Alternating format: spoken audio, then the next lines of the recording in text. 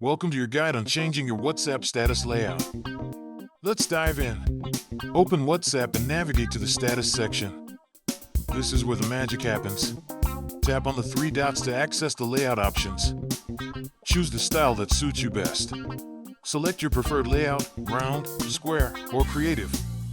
Each offers a unique vibe. Once selected, personalize your status. Add images or text to make it truly yours.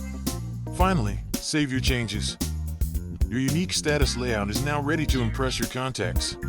Now that your status looks great, it's time to share it with your friends. Let them see your new style. Don't forget to update your status often. Keep it fresh and engaging for your audience.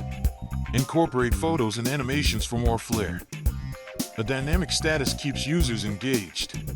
Remember, your status speaks volumes about you. Make it count with thoughtful choices.